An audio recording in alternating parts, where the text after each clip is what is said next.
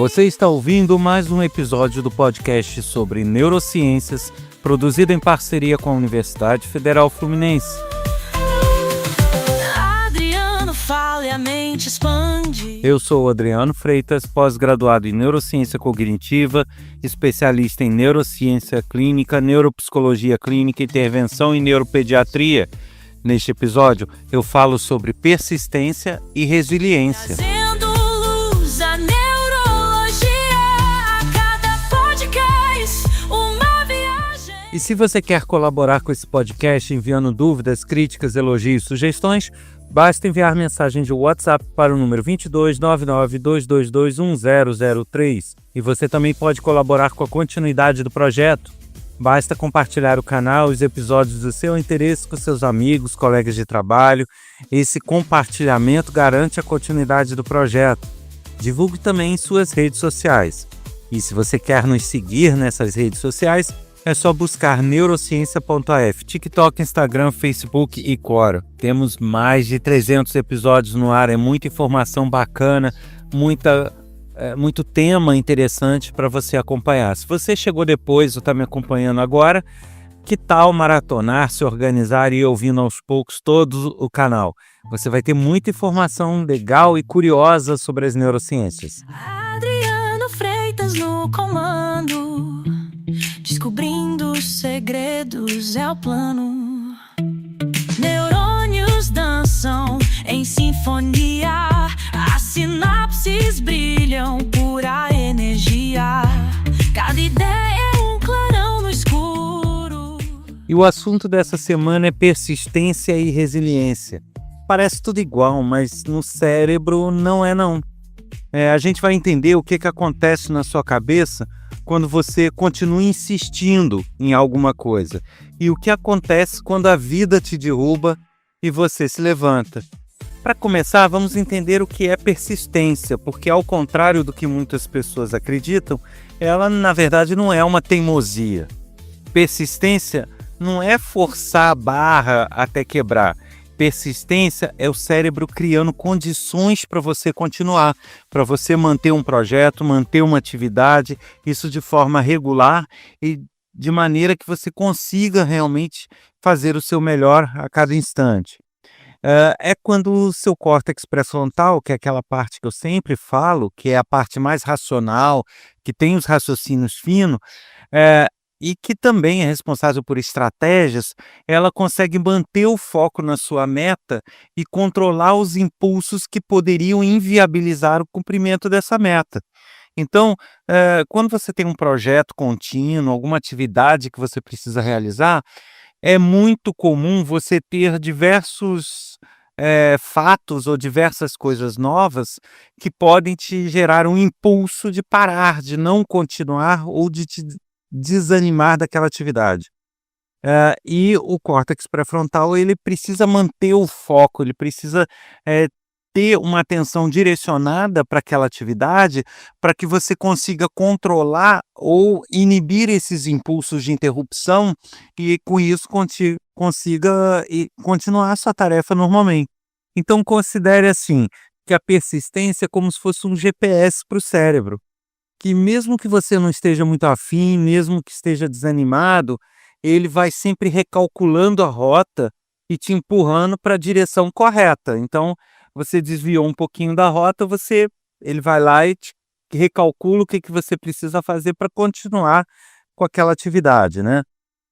Principalmente se a gente considerar aquilo que eu sempre digo, o cérebro ele é altamente propenso a acomodações, né, a condicionamentos.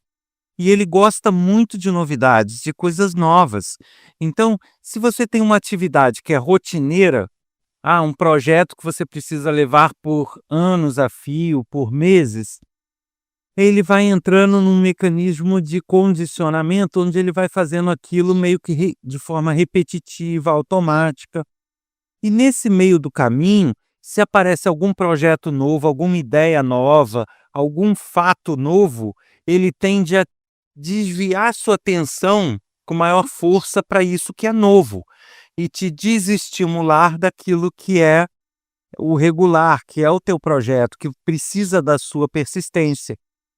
Então o trabalho do córtex pré-frontal é justamente isso, ele conseguir inibir esses novos estímulos que o cérebro gosta, dessas novidades, e conseguir manter o teu foco e a tua atenção naquilo que precisa ser feito com regularidade, ainda que de forma condicionada e automática.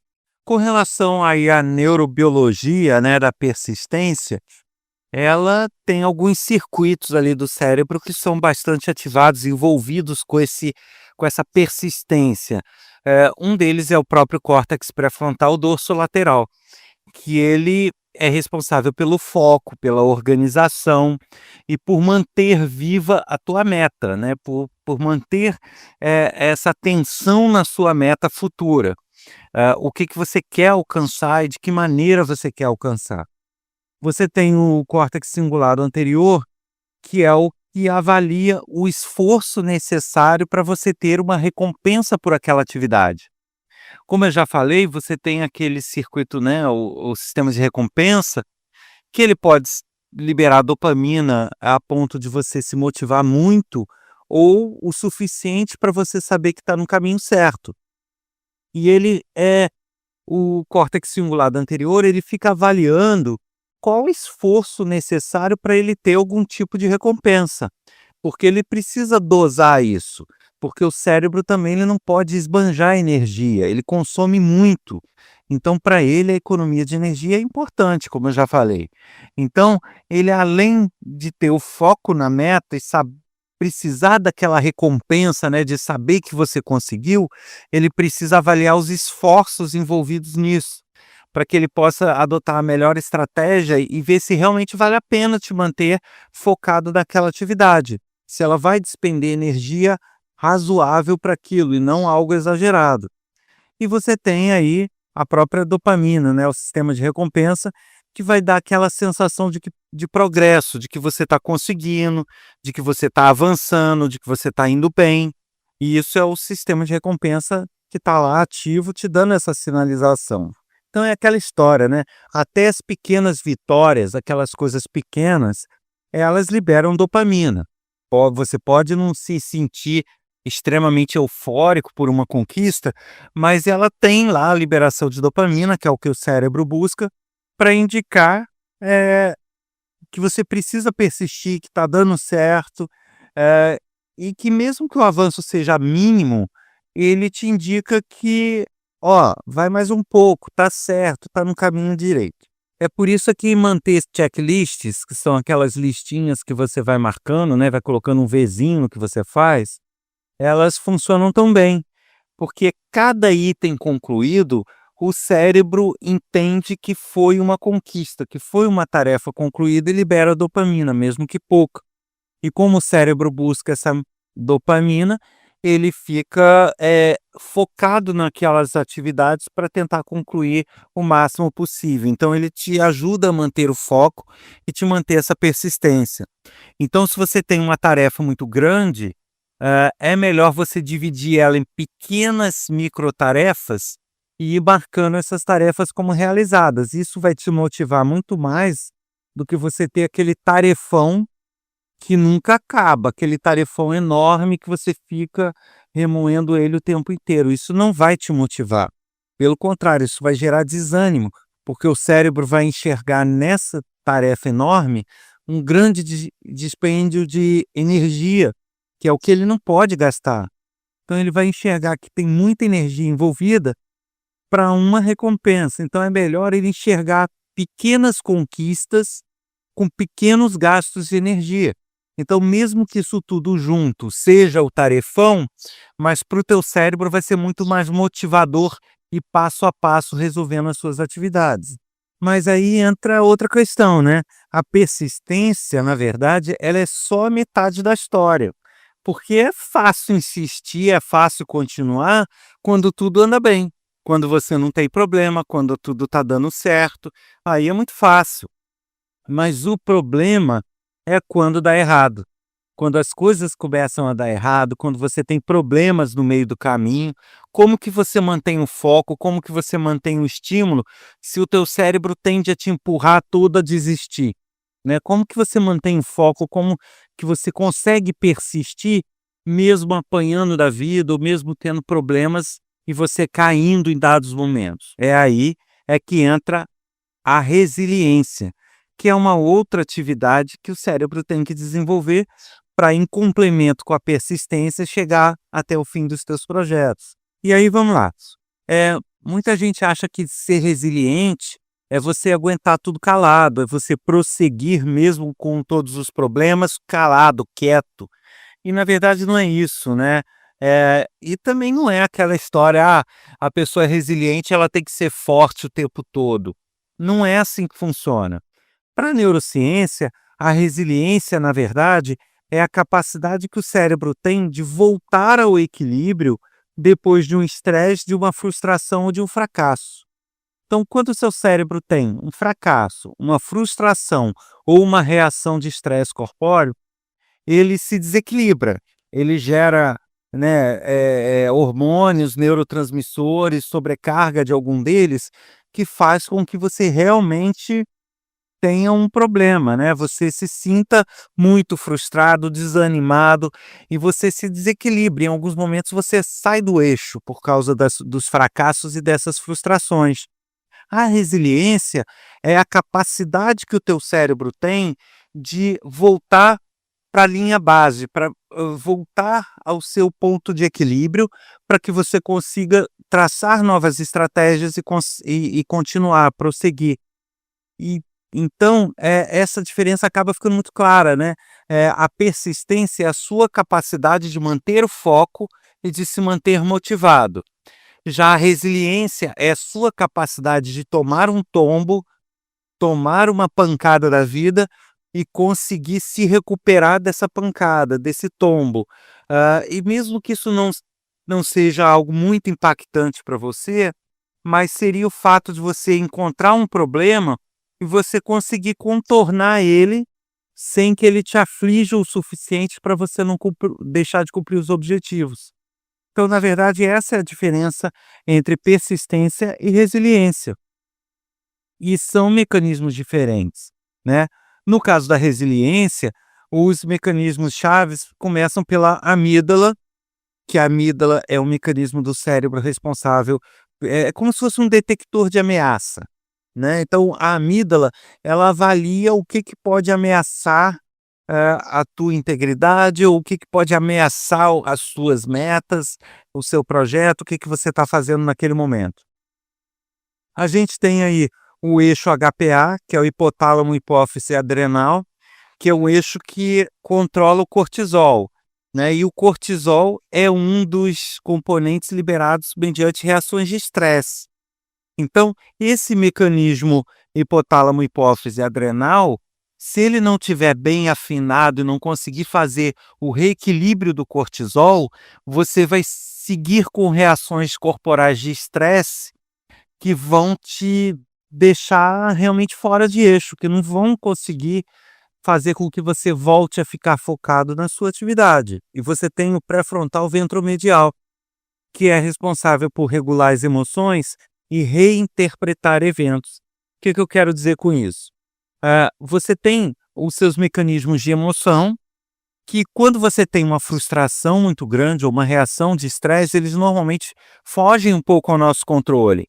A gente fica com uma frustração muito grande, a gente se sente revoltado, a gente muitas vezes fica com raiva, com aquela frustração persistente, né, com as reações corpóreas de estresse. E o córtex pré-frontal ventromedial, ele tem esse poder de reinterpretar as coisas. Isso foi ruim, ou deu chabu aqui, ou deu um pepino, tá? Mas se você tem esse ventromedial bem regulado, o que vai acontecer? Ele vai olhar para aquele pepino e vai falar, pera lá, calma aí, calma aí, calma aí. Adianta eu ficar remoendo que eu tenho um problema? Não, não adianta. Então vamos raciocinar, vamos reinterpretar isso. Eu tenho como tirar algum proveito desse pepino? Tenho. Então vamos ver qual é o proveito que eu tiro disso. Eu tenho como tirar algum proveito? Não. Mas eu tenho como buscar reverter isso? Eu tenho como buscar resolver esse pepino para que eu possa seguir? Sim. Então, ele vai tentar te regular para poder minimizar os danos e conseguir seguir no seu objetivo. tá? E essa reinterpretação, ela é muito de raciocínio fino, sabe? De você conseguir ponderar sobre as coisas e pensar, bom, até que ponto eu remoer o problema vai me apresentar uma solução e até que ponto eu parar de remoer o problema e buscar essa solução vai ser mais eficaz do que eu ficar repensando no problema ou ficar retroalimentando essa falta de controle, né? Porque quando você fica remoendo o teu problema, você não está fazendo nada além de retroalimentar essas angústias, retroalimentar esses problemas e essa aflição que você sente por estar enfrentando um problema, por ter caído. O teu córtex pré-frontal ventromedial, ele é muito importante quando ele está bem afinado, bem ajustado, bem exercitado, diante de um problema, ele reinterpretar, né? Não, espera lá, é um problema, ok. Não vou negar que é um problema, mas o que eu faço com esse problema? Eu ressignifico ele, transformo ele numa solução, eu conserto esse problema, eu minimizo ele, o que eu faço? Né? Isso vai ser muito mais proveitoso do que eu ficar remoendo aquele problema eternamente.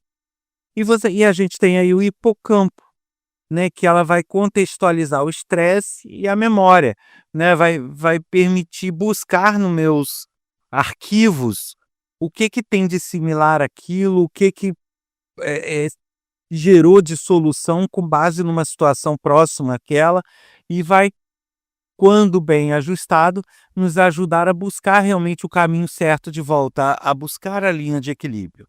E aí, voltando ao neurobiológico, né? Como que o cérebro realiza a resiliência, né? Durante aquele estresse corporal, o corpo ele libera cortisol. Então, quando você tem uma frustração muito grande, uma raiva, um impacto grande, o seu cortisol vai lá no alto. Você tem um pico de cortisol. Só que numa pessoa resiliente, numa pessoa que consegue ter as áreas do cérebro treinadas a isso, esse pico de cortisol ele dura pouco. Então você tem uma alta de cortisol e ele desce rápido. Esse cortisol logo é controlado e ele entra de novo na linha basilar e ele consegue pegar um equilíbrio ali, porque ele entende que o perigo era esse, tá, agora eu tenho que lidar com isso, né? O meu projeto o meu objetivo está em risco porque eu tomei uma pancada dessa ou isso deu errado. Então você tem um pico de cortisol, mas ao racionalizar aquilo ali, reinterpretar, o teu cortisol baixa e você consegue se reequilibrar e seguir. Já numa pessoa que não tem esse treinamento e não é tão resiliente, o que acontece? A amígdala ela acaba ficando mais reativa. E a amígdala, com essa questão emocional, com essa questão instintiva que ela também lida, ela não deixa o cortisol baixar. Então você tem um pico de cortisol, de estresse, de angústia, de frustração, de tudo, e de preocupação e do que for, e esse cortisol fica alto. Uma pessoa que não é resiliente, que não está treinada a isso, ela encontra o problema e ela começa a remoer aquele problema. A amígdala não deixa você esquecer daquele problema. E isso vai retroalimentando e deixando o cortisol alto.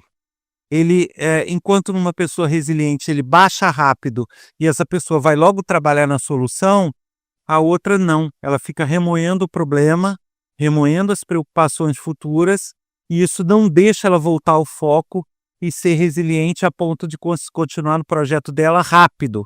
E ela acaba perdendo eficiência nessa tarefa. Tá? Então isso é uma diferença entre uma pessoa resiliente ou não. Basicamente está no cortisol. Sabe quando algo dá errado no trabalho, no projeto, na sua ideia, no que você está fazendo, e você vai carregando isso o dia inteiro, às vezes até a semana inteira? Isso é uma pessoa com baixa resiliência. Isso é a baixa resiliência e isso é o cortisol demorando a voltar ao seu equilíbrio. E aquela pessoa que se irrita, se estressa ou algo dá muito errado, mas você olha ela 15 minutos, meia hora depois ela já está em paz, tranquila, resolvendo a situação. E isso é uma pessoa resiliente, que ela conseguiu treinar essas áreas do cérebro de forma automática, sozinha, ou até com algum treinamento mesmo, para fazer com que o cérebro consiga retomar o controle, retomar o equilíbrio de forma rápida. Então, essa é a diferença entre uma pessoa resiliente ou não. A gente tem que pensar o seguinte: a persistência é como se fosse o motor de um carro, se a gente for comparar. E a resiliência é como se fosse o amortecedor. O motor vai fazer avançar, vai fazer, eh, né, você tá sempre no teu trajeto, sempre se deslocando para a tua meta. Já o amortecedor é aquilo que impede de você se quebrar quando tiver um buraco no meio do caminho, né. Então, as 2 coisas andam juntas. Você precisa ter a persistência para que você consiga continuar caminhando para o seu objetivo. E você precisa ter a resiliência, que é essa capacidade de compensar os danos, para que qualquer buraco, qualquer problema não te desestruture, para que esse buraco né, esse problema que surge no meio do caminho, que ninguém está livre disso, nada é perfeito, para que isso não gere um desequilíbrio a ponto de te tirar da sua meta, do seu objetivo que você tem a alcançar. Então, é importante ter persistência, sim, mas é importante ser resiliente, sim. Qualquer uma das 2 peças que faltarem vão te impedir de chegar no teu objetivo, de concluir as tuas atividades com sucesso. Do ponto de vista neural, a gente pode dizer então que a persistência é um esforço sustentado, né, causado pela dopamina mais o pré-frontal ali, e a resiliência é a recuperação emocional, que é a regulação da amígdala mais o equilíbrio do cortisol.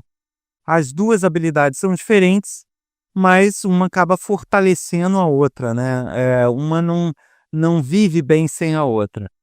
Quem persiste treina foco, controle emocional, e quem é resiliente se permite tentar de novo, né. Isso aumenta, a sua persistência.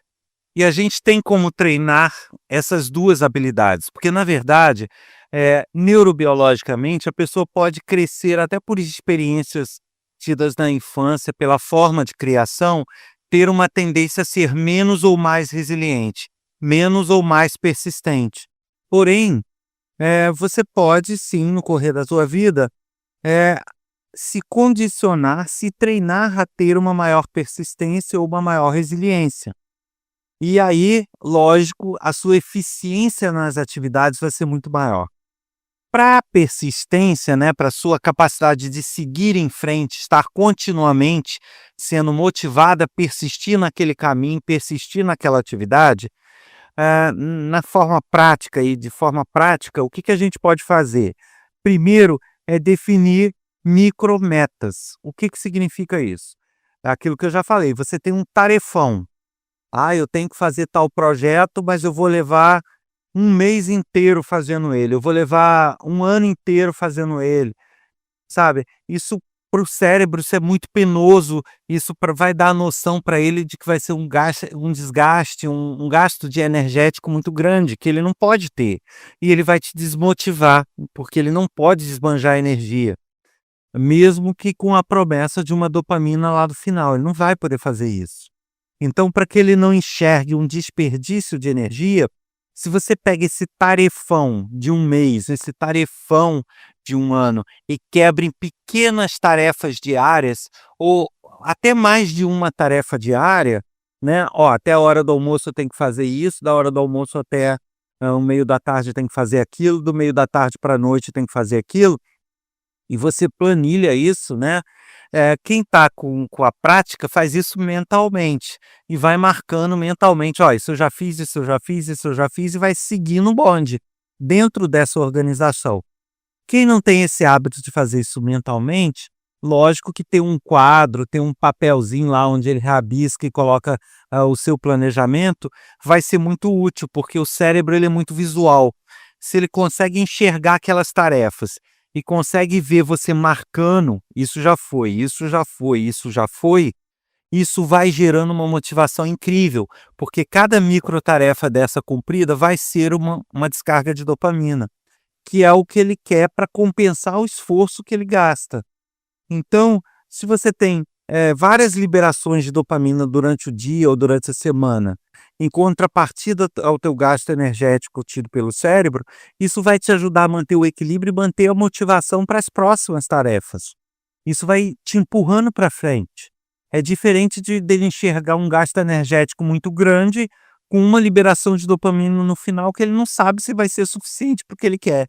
Então isso vai dar eh, um uma possibilidade de desânimo muito grande, né. Então, essa seria a primeira forma de você treinar a persistência. Você sempre trabalhar com microtarefas, mesmo que sejam partes de um tarefão.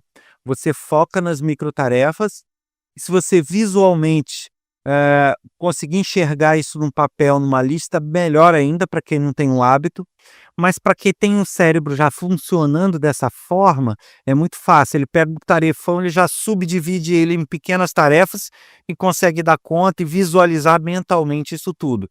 Então esse é o trabalho mental que a gente tem que chegar, mas até lá nem que a gente precise de uma listinha mesmo em papel, isso vai já fazer toda a diferença. Uma outra coisa, celebrar passos, né? Celebrar passos não significa você ter que fazer uma festa, fazer uma comemoração, nada disso.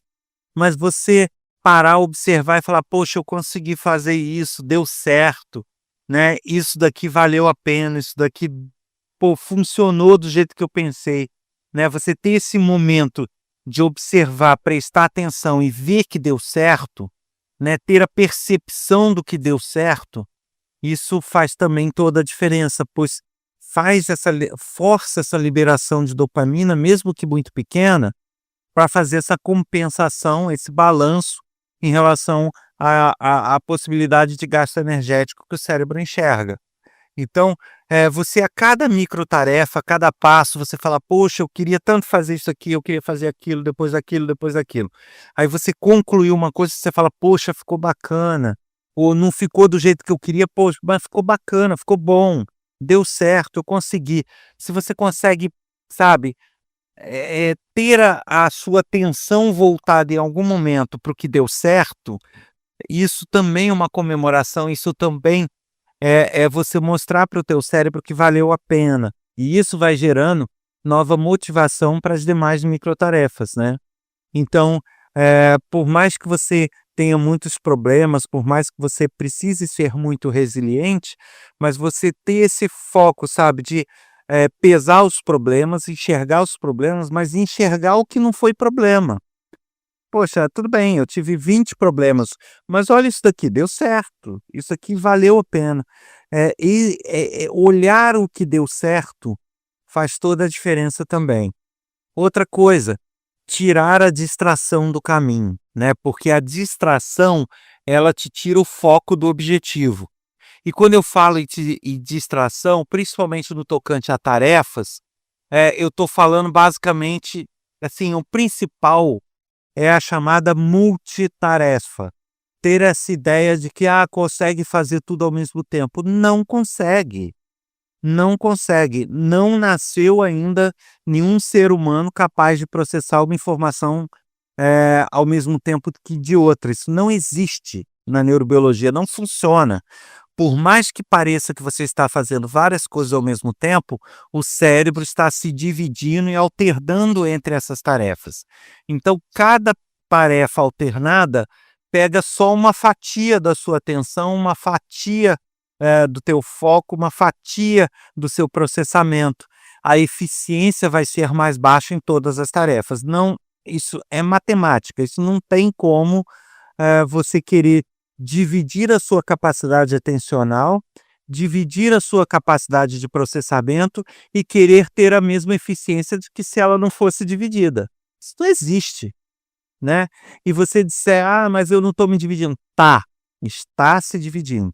Então você, está numa atividade e de repente, ao mesmo tempo está assistindo alguma coisa na televisão, por exemplo, por mais que você seja hábil em lidar com muitos processamentos, mas a sua chance de errar na atividade ou de fazer uma besteira vai ser muito maior, porque por mais que seja no automático, o teu cérebro vai estar pipocando, né, fazendo um ping-pong entre as duas atividades, a televisão e o que você está fazendo. Você não vai conseguir fazer nenhuma bem, nem outra bem. E isso vale para tudo, né. Então, você tem 4 tarefas a fazer, ótimo, melhor focar uma por uma e fazer uma depois da outra, do que tentar fazer as 4 juntas, porque o teu grau de eficiência vai ser mais baixo, a tua velocidade vai ser mais baixa, e no final o teu resultado vai ser mais precário, e você ainda corre o risco de demorar quase que o dobro do que você demoraria se você fizesse uma a uma. Por mais que você tenha a visão de que fazendo uma a uma vai demorar muito, né, e isso é uma ilusão, na verdade. No final, se você cronometrar, você vai ver que não, que você vai ter uma eficiência muito maior se você direcionar todo o seu foco para um. Mas isso acaba sendo um exercício não tão simples, porque a pessoa acha assim: "Ah, tá, eu não vou me dividir, vou fazer uma a uma". Mas ela fica fazendo uma tarefa já pensando na próxima.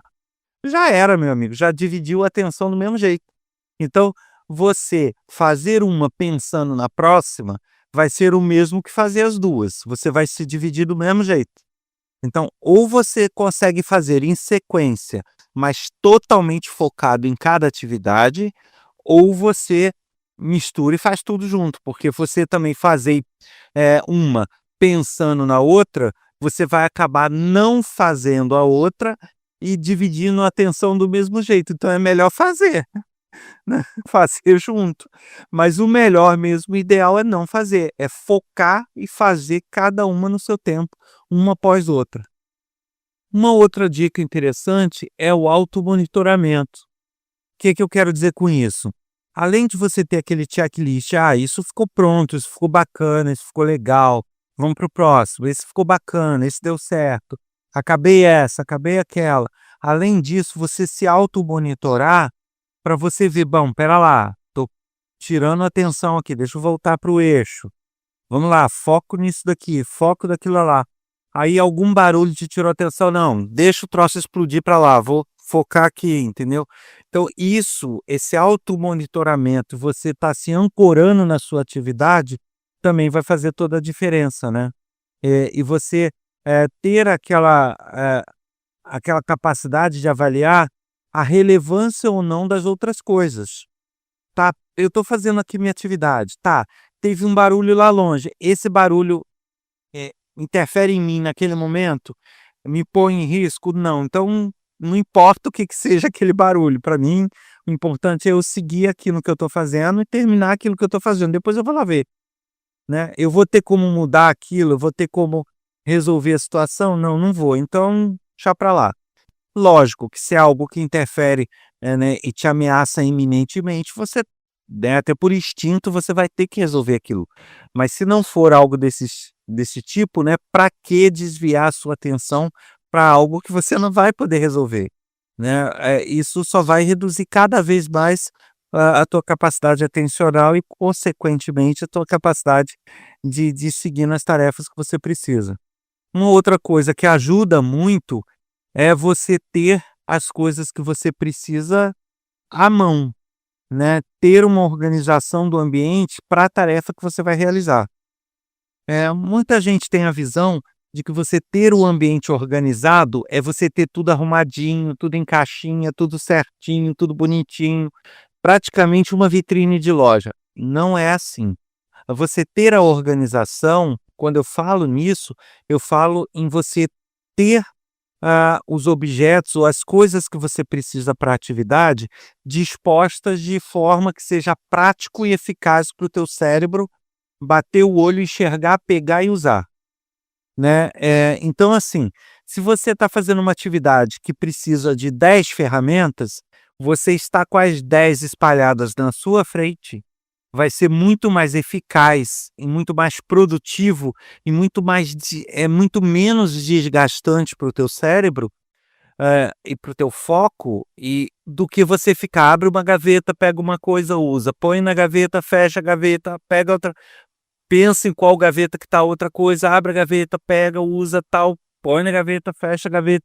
Sabe, se pensar em qual gaveta que tá, abrir, fechar a gaveta, pôr, tirar, arrumar, isso vai ter um desgaste de eficiência e de capacidade atencional e de processamento, talvez até maior que a atividade. Então a sua produtividade vai lá embaixo, justamente por esse pega e põe de materiais, sabe? Então o foco nessa organização do ambiente é muito outra, né? É você ter a ciência de que o que que eu preciso para essa atividade. Então deixa eu dispor isso de forma que isso fique hábil para mim realizar isso nessa atividade, né, ter acesso a isso. Acabou a atividade? Beleza, eu posso organizar, posso arrumar, posso fazer a vitrine que eu quiser. Tirando isso, durante a atividade, o conceito de organização não é arrumação, não é a mesma coisa, né. Organização é você ter uma forma eficaz de bater o olho, pegar e pronto, é isso, tá. Então isso também ajuda muito. Agora, com relação à resiliência, o que que ajuda, ou atrapalha nessa possibilidade de você ser resiliente, da sua capacidade de se recuperar dos seus picos de cortisol. A primeira coisa é que o dormir mal, faz com que a amígdala fique hiperativa. Isso já significa por si só, uma elevação de cortisol. A amígdala hiperativa, cortisol aumentado. Quem dirá ela controlar um pico ainda maior mediante uma frustração, mediante um problema. Dançou. Então, um sono bem regulado, um bom sono, período de sono, significa uma amígdala mais regulada e, consequentemente, o cortisol também. De novo, aquele mito de que ter um bom sono é dormir 8 horas, é dormir cedo e acordar cedo. Cara, isso é um dos maiores mitos, não é bem assim. Para muitas pessoas, é bom dormir 8 horas? Sim, correto. Mas existem pessoas que dormir 8 horas faz mal? Existe. Tem pessoas que só funcionam bem dormindo menos. Então não adianta querer impor isso às pessoas de que elas têm que dormir 8 horas, porque o que vai acontecer é que as pessoas vão ficar estressadas, ansiosas porque não estão dormindo 8 horas e vão se entupir de remédio para dormir. Aí lascou mais ainda o problema, porque o remédio para dormir ele te faz apagar, mas ele não te faz regular o sono. Então piora a situação mais ainda. Então não é por aí, tá? Esse conceito, eu repito isso muito, é um dos assuntos que eu mais repito aqui, justamente para deixar claro, você se sente bem dormindo pouco? Pronto, fechou. Você não precisa dormir muito. Pelo contrário, se você dormir mais do que o seu corpo pede, você vai ter dor de cabeça, vai acordar mal-humorado e por aí vai. Então, é dormir o necessário. Não importa se 6 horas, não importa se 5 horas e meia, não importa se 7 horas, não importa se 8 horas. O que não pode é você dormir menos e viver constantemente passando mal, acordando mal porque dormiu menos. Isso é um problema. Agora, você dormir sempre menos e acordar sempre bem, é isso, é você respeitar o teu ciclo, né, as suas necessidades fisiológicas.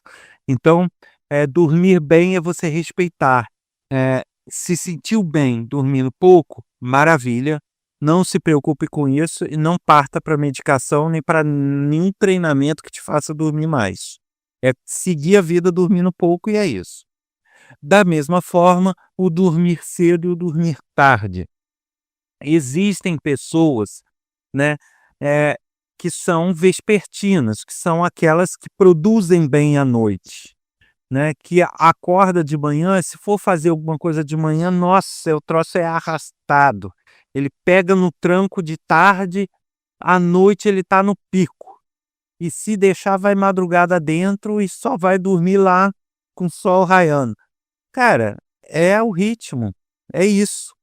Aí você vai querer que essa pessoa durma cedo, o que que vai acontecer? Vai dar tudo errado, porque a pessoa não vai conseguir produzir, vai gerar hormônios ao contrário do que ela precisaria e vai ser um desarranjo só. Então, de novo, o horário, assim como o tempo de sono, é particular de cada pessoa. Existem os matutinos, mais severos ou não, né, que são aqueles que dormem com as galinhas, que se chamam, ou que dormem cedo, mas não tanto, e que acordam cedo, que funcionam bem de manhã, beleza, eles são matutinos. Agora, existem os vespertinos. Curiosamente, a nossa população predominantemente é vespertina. E alguma parte dessa população ainda é vespertino extremo. Ou seja, se deixar, dorme 3 horas da manhã. E é isso, a pessoa funciona muito bem assim. Qualquer tentativa de mudar isso faz com que ela perca desempenho, faz com que ela se sinta pior. Então não adianta forçar, tá? Então, quando eu falo de dormir bem, é dormir o necessário no horário necessário. Ponto. Aí cada um que busque saber qual é o seu horário e qual é o seu tempo de sono necessário. Isso é o conceito de dormir bem. Exercício físico auxilia na comunicação entre a amígdala e o córtex pré-frontal para justamente fazer essa contenção de cortisol. O suporte social, ou seja, você ter interações sociais, ajudam em alguns neurotransmissores, do ponto de você conseguir ter uma autorregulação de estresse, autorregulação emocional maior, mas, de novo, nem sempre importante para todas as pessoas. Tem pessoas que conseguem se autorregular melhor sozinhas, né? Tem pessoas que se isolar lendo alguma coisa, se isolar com seus pensamentos, ela vai se autorregular melhor do que alguém no meio de uma galera, tá? Então isso também é muito pessoal, mas para uma boa parte das pessoas, ter um convívio social ajuda muito também. E uma reinterpretação cognitiva também ajuda muito. O que é essa reinterpretação? É você conseguir parar e analisar a situação, né? Ao invés de você falar, olha, tive um problema, não funcionou, deu errado, tá tudo dando errado, nada funciona. Você ter a seguinte visão, pera lá, eu não sou um fracasso, isso não aconteceu assim, não tá tudo errado. Espera lá, foi uma situação difícil, deu alguma coisa errada, tal coisa quebrou, tal coisa me impediu de chegar no final. Mas será que eu não consigo aprender com ela, de repente descobrir uma forma de resolver isso e fazer disso um desafio novo para eu superar? Então, essa reinterpretação, essa forma de enxergar as coisas também vai te ajudar a fazer essa regulação mais rápida do cortisol. Bem, e só para título de observação, é principalmente as pessoas superdotadas, e aí que seja feita a observação, né? A diferença clara entre superdotação e altas habilidades. Quem tiver essa dúvida, que busque lá o episódio correspondente onde eu faço essa diferenciação. Eu me refiro aqui especificamente aos superdotados e não às pessoas com altas habilidades, necessariamente não. Os superdotados, por natureza e por constituição neurobiológica, eles já tendem a ser pessoas muito resilientes, né? São pessoas que normalmente, diante de um problema ou de um impacto de alguma frustração ou de um problema, isso às vezes impacta muito, mas impacta muito por pouco tempo. Eles conseguem fazer esse controle de cortisol muito rápido. Então, pessoas com superdotação, via de regra, são pessoas extremamente resilientes e que têm essa capacidade de autorregulação muito rápida, muito eficaz. Então, quem for lá no episódio sobre superdotação vai entender sobre a forma de pensamento de um superdotado, que é o chamado pensamento não linear, que na psicologia se fala de pensamento arbóreo. Esse tipo de pensamento ramificado, ele é muito, muito eficaz para esse tipo de situação envolvida com a resiliência. Então ele está de cara com um pipinaço daquele, com um pepino que muitas pessoas iriam parar, como que eu resolvo isso? Não tem como resolver, é um problema grande. O superdotado, ele dá de cara com aquele problema e o cérebro dele já achou 5, 6 soluções para aquele problema alternativos, né? Então ele já dá aquele leque de opções, ele já vai testando as opções, já vê qual que pode ser a mais eficaz e já toca o bonde. Ele não é o tipo de pessoa que vai ficar remoendo problema. Então, um superdotado, ele já vai vir com a resiliência mais ou menos ok. Ele vai precisar, talvez, trabalhar a persistência dele, porque o superdotado ele tem uma tendência a não chegar ao fim das atividades, né? Ele vai até o ponto que interessa e para, mas ele conseguindo exercitar a persistência, a resiliência, naturalmente ele já vai ter. E uma outra coisa é com relação às necessidades do sono, né? Normalmente, aí eu não estou falando em regra de 100%, mas uma boa parte dos superdotados, eles têm uma necessidade de sono peculiar. Geralmente são vespertinos extremos, aqueles que dormem muito tarde, acordam tarde e produzem muito bem tarde, e eles têm, em uma boa parte dos superdotados, uma necessidade de sono menor, ou seja, eles vivem bem dormindo pouco. Então, o superdotado, além de ser mais resiliente, ele consegue lidar bem com um sono muito tarde, com um dormir pouco ele lida de certa forma muito bem. Lógico que vai ter os momentos em que ele vai precisar de mais sono, mas no geral ele lida bem com isso. Se ele dormir pouco, para ele tudo bem. Então, é uma característica peculiar desse grupo, só como curiosidade isso. A persistência e a resiliência não são talentos propriamente, né? Tem pessoas que nascem mais ou menos persistentes, mais ou menos resilientes.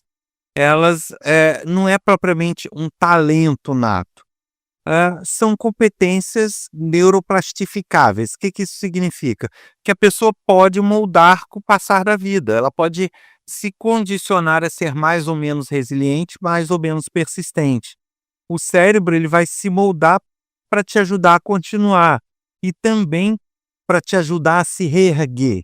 Então ele pode ser moldado para ser essa força que vai te ajudar a você mesmo se reerguer mediante o problema e não ficar remoendo aquele problema ou aquelas preocupações. Então o cérebro ele vai conseguir se moldar fácil a isso, podendo ser treinado. Então, quando você entende a biologia que está por trás disso, você percebe que você não precisa ser perfeito, você não precisa ter nascido com essas características. Você só precisa se treinar, você só precisa se condicionar e se mover a isso, né? Não basta a gente dizer que o cérebro pode ser treinado, e pode. Não basta a gente dizer que o cérebro pode ser condicionado, e pode. A gente tem aquela velha questão, a vontade, né? Ele pode ser treinável, mas se você não se mover a isso, ele não vai ser. Se você não quiser, né, não fizer esse esforço e não iniciar esse treinamento, você nunca vai ser. Então você vai continuar sendo uma pessoa não resiliente ou uma pessoa com maior dificuldade de persistência. Então ele é treinável, mas depende da sua vontade, de você querer ser treinado a isso, de você querer ter uma maior eficiência para isso. E o teu cérebro, assim, com relação a ser treinável, ele é por natureza. E aí, a partir da sua vontade, é que vem a sua eficiência nessas suas habilidades. Porque ser treinável é uma característica natural do cérebro humano. A mente é um labirinto sem fim. Em ondas cerebrais eu mergulho assim. Adriano Freitas no comando. Você ouviu mais um episódio do podcast sobre neurociências, produzido em parceria com a Universidade Federal Fluminense. Eu sou o Adriano Freitas, pós-graduado em Neurociência Cognitiva, especialista em Neurociência Clínica, Intervenção em Neuropediatria, Neuropsicologia Clínica. Não deixe de colaborar enviando dúvidas, críticas, elogios e sugestões. Isso pode ser feito pelo WhatsApp 22 99 222 1003. Aguardo sua mensagem e te aguardo aqui no próximo episódio. Até lá!